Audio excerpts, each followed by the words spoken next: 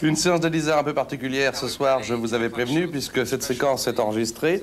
Elle a été enregistrée à l'hôtel Scribe lors du passage de David Bowie en France. Mais nous venons de faire une émission également avec Stallone, Sylvester Stallone. Alors, David Bowie, merci beaucoup. Est-ce que vous êtes un fan des films de Stallone ou est-ce que c'est quelque chose qui ne vous convient pas beaucoup? Il est parti, vous pouvez dire ce que vous pensez maintenant. Ben, j'ai pas vu beaucoup de films de Stallone. La seule chose que j'ai vue, c'était Rocky 1, le premier, que j'ai beaucoup aimé d'ailleurs.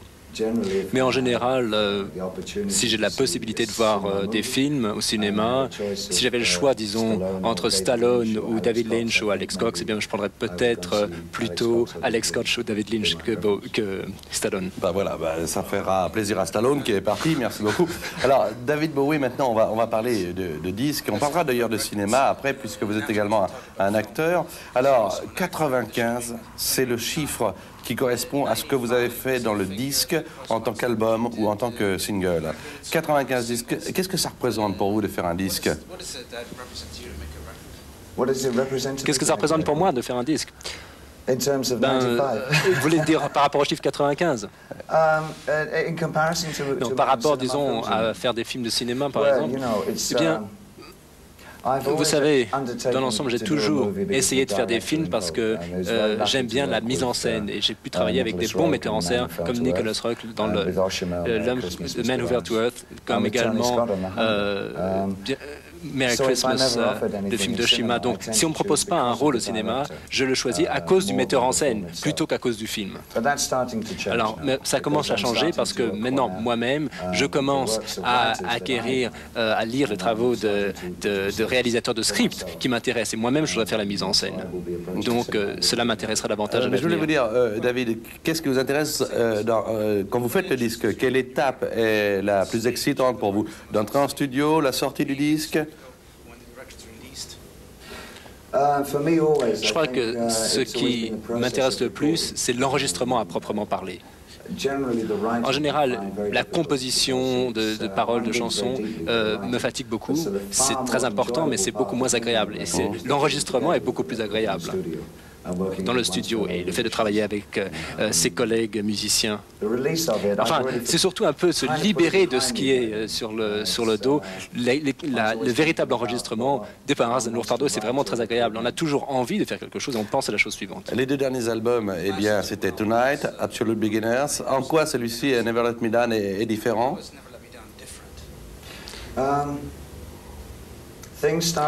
Eh bien, je crois que le vent a commencé à tourner à la fin des années 83, où j'avais fait un disque qui était assez très commercial, Let's Dance. Mais c'était très commercial, mais je me sentais un petit peu mal à l'aise.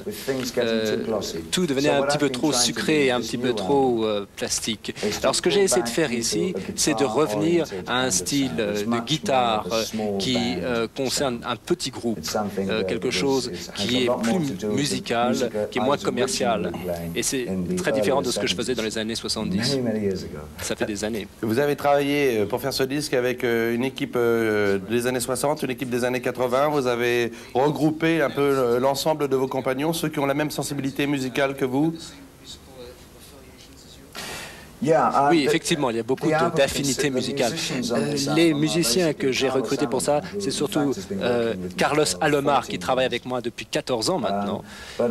Mais il y a également un vieil ami à moi, camarade d'école, Peter Frampton, si vous le connaissez, qui également, à mon sens, est l'un des grands héros de la guitare des années 70. Il y a également quelqu'un d'autre que j'ai fait venir à la guitare, qui a envie de faire des tournées.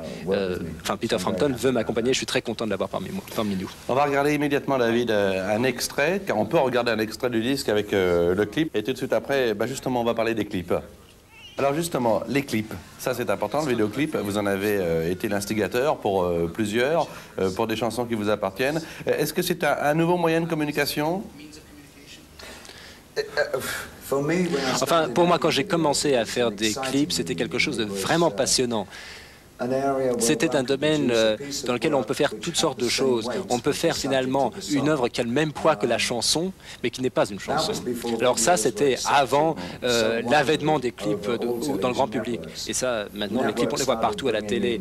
Mais les réseaux télévision ont commencé à censurer un petit peu les clips, à imposer leurs contraintes, leurs règles de ce qu'on doit trouver dans un clip, de ce qu'on ne doit pas y trouver. Et maintenant, les clips deviennent beaucoup moins intéressants que par le passé.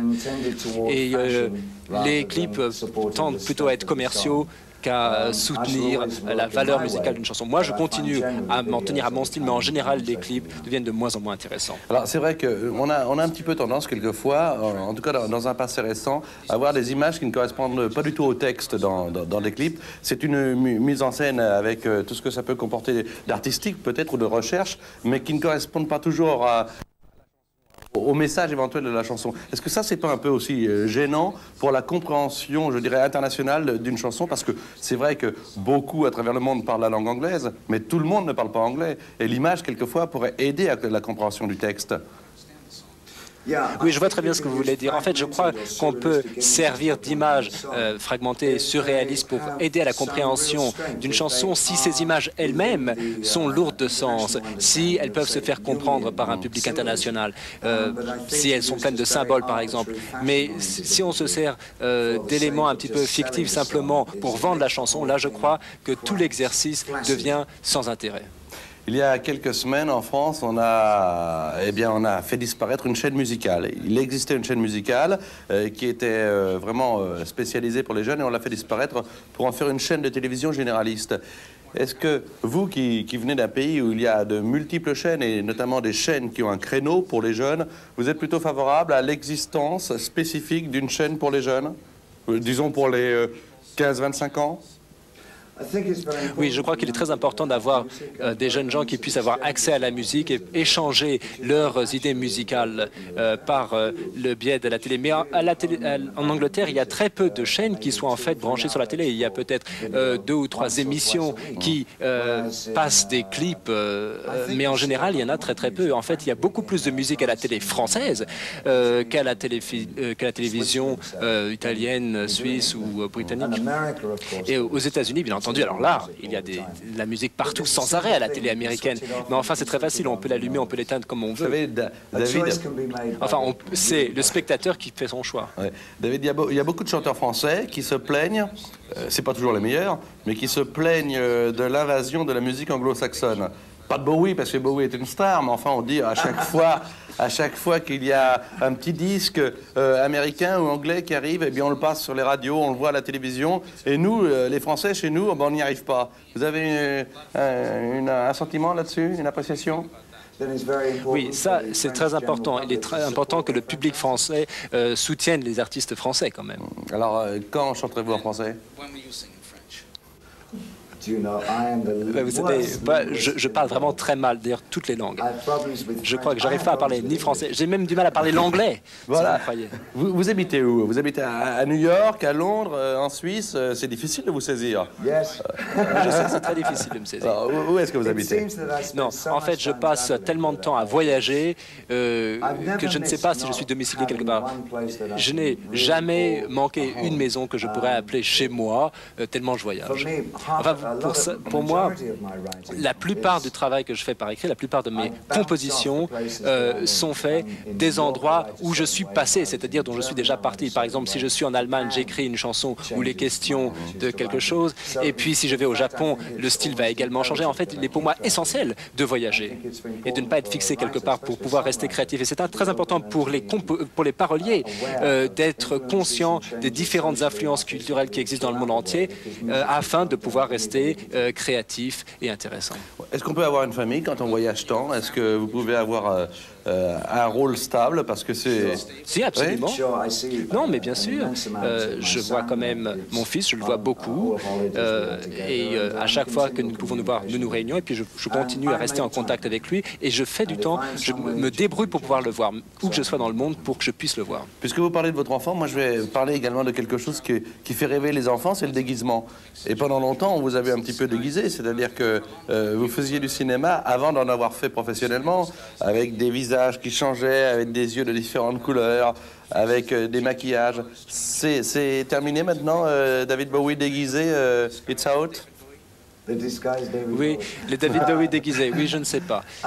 Non, en fait, je crois que la dernière fois que je me suis déguisé de façon un peu exagérée, c'était pour le film The Hunger avec Catherine Deneuve. Il fallait 5 heures de maquillage chaque matin et je ne crois pas que je pourrais recommencer cette expérience. Mais vous l'avez fait également sur scène. Vous avez eu un look, puisque c'est encore un terme anglo-saxon, sur scène. Très souvent, vous apparaissiez différent de ce que vous êtes aujourd'hui, par exemple. Oui, les cheveux teints en rouge, etc. Ouais. Oui, oui. Non, d'ailleurs, c'est moi qui ai introduit la rousseur artificielle aux cheveux. Désolé, c'est peut-être pas de très bon goût. Toujours est-il que je reviendrai peut-être aux effets dramatiques et théâtraux dans la tournée de cette année, mais je ne me préoccupe pas tant maintenant des aspects superficiels du déguisement et du costume. Ce qui m'intéresse davantage, c'est un type de mise en scène théâtrale et je crois que ce sera vraiment très passionnant. Parce que vraiment, je travaille très dur à ce sujet en ce moment pour essayer d'incorporer le rock'n'roll dans le théâtre. Et ça, je n'ai jamais vu faire ça par le passé. Quel âge avez-vous, David Bowie? 40 ans. Oui. Le cap des 40 ans est difficile à passer ou alors vous faites comme si vous ne vous en aperceviez pas? Non, j'ai jamais été aussi heureux de ma vie. Au début, j'étais un petit peu angoissé à l'idée d'avoir 40 ans. C'est évidemment un cap dangereux. En fait, lorsque j'avais 35 ans, j'étais inquiet à ce sujet. Mais maintenant que j'ai 40 ans, je me sens bien. J'ai l'impression que je me suis rattrapé moi-même. Lorsque j'avais 20 ans, lorsque j'avais entre 20 et 30 ans, je me sentais plus vieux que je suis maintenant, en fait. Mais maintenant, j'ai 40 ans et puis je me sens jeune à nouveau. Et je crois que la boucle est bouclée. Alors, je crois que je me suis retrouvé et vraiment, je me sens très à l'aise, plein de confiance. C'est vraiment formidable d'avoir 40 ans. J'attends d'avoir 60 ans avec impatience. C'est génial à ce moment-là. On va parler, David, d'un métier qui permet d'avoir plusieurs vies, c'est le cinéma. Le dernier film que vous ayez tourné, c'est le film de Luca, c'est Labyrinthe. Alors, est-ce que la part de création d'un chanteur, d'un compositeur est plus importante que la part de création d'un acteur? Oui, dans la mesure où on m'a demandé d'écrire la bande originale, mais à part ça, non. En fait, c'était Jim Henson, George Lucas qui était chargé du reste de la production cinématographique. Enfin, j'aimerais beaucoup écrire des musiques de films ou même le scénario d'une comédie musicale ou d'un film musical, si vous voulez. Mais enfin, j'ai essayé au moins 1000 fois, j'ai jamais réussi à terminer. Je termine toujours par faire des représentations sur scène, mais peut-être l'année prochaine. Mais qu'est-ce qui vous plaît dans le métier d'acteur? Parce que depuis 15 ans, vous tournez beaucoup, mais aussi avec choix des scénarios, car je crois que vous êtes très difficile sur le choix des scénarios que l'on vous propose. Qu'est-ce qui vous plaît dans ce métier d'acteur? Celui d'être dirigé, d'être moins responsable? Enfin, moi... Au début, c'était peut-être un peu ce qui se passait, effectivement. Mais par la suite, je commençais à avoir des metteurs en scène qui me donnaient plus de liberté, plus de marge de manœuvre. Par exemple, j'ai fait quelque chose avec John Lennox dans un film qui s'appelait Into the Night. Et là, j'avais liberté complète de faire ce que je voulais, d'incarner le rôle comme je l'entendais. Et en fait, là, c'était ce que j'ai le plus apprécié, à part le film d'Oshima. Le film d'Oshima était vraiment quelque chose de génial, Furio, le film d'Oshima. Alors maintenant, je commence à prendre mes propres responsabilités en tant qu'acteur, alors que par le passé, j'avais l'impression de faire du cinéma pour voir comment travaillaient les metteurs en scène, parce que moi-même, je voulais faire de la mise en scène. Et toutes les stars de rock dans le monde veulent faire un film, veulent mettre en scène un film. Dans chaque chanteur rock, il y a un metteur en scène. Mais ça, c'est également l'inverse. Chez les comédiens, il y a toujours une vedette de rock qui s'ignore. Est-ce qu'il y a beaucoup de stars de rock aujourd'hui au niveau mondial? Vous venez de parler des stars de rock. Est-ce que les stars de rock aujourd'hui, ça existe encore? Parce que le rock, c'est quand même l'affaire des années 60-70. Est-ce qu'aujourd'hui, on peut dire, oui, il existe de nombreuses stars de rock?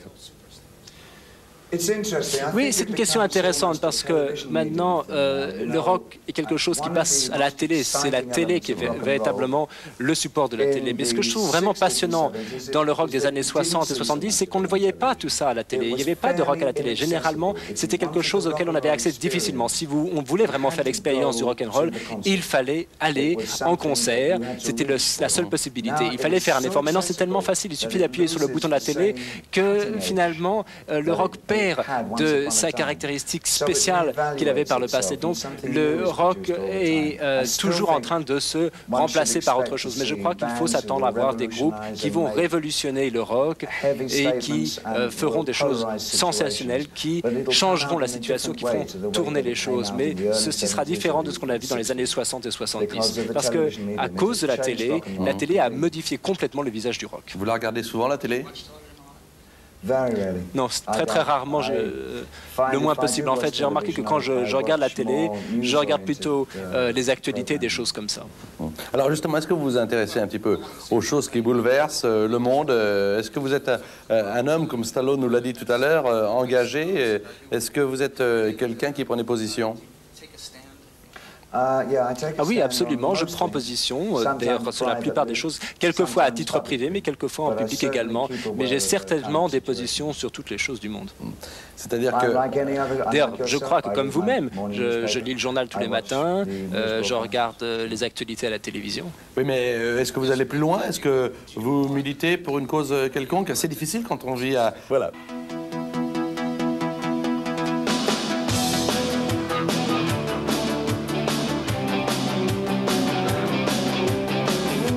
This ain't the right thing to do. So let's go, let's go!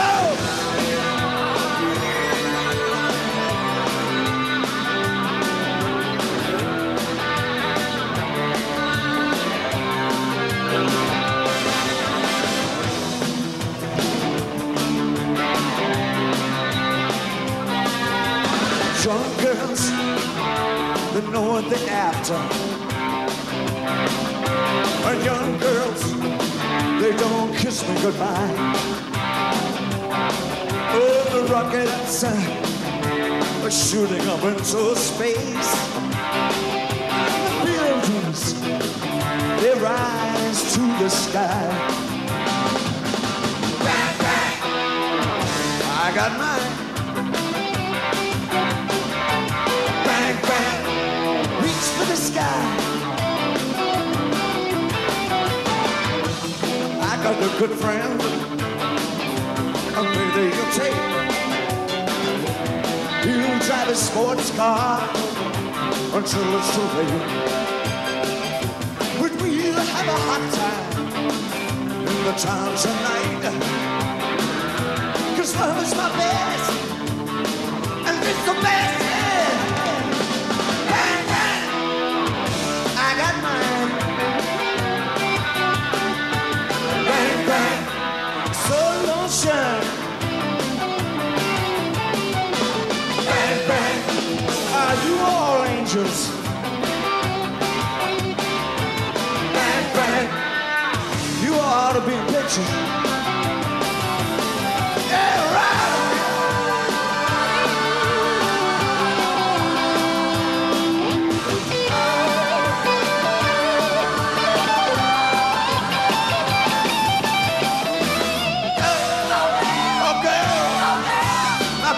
Can't follow me. Oh, girls, I take my machine. I wander lonely to the sea.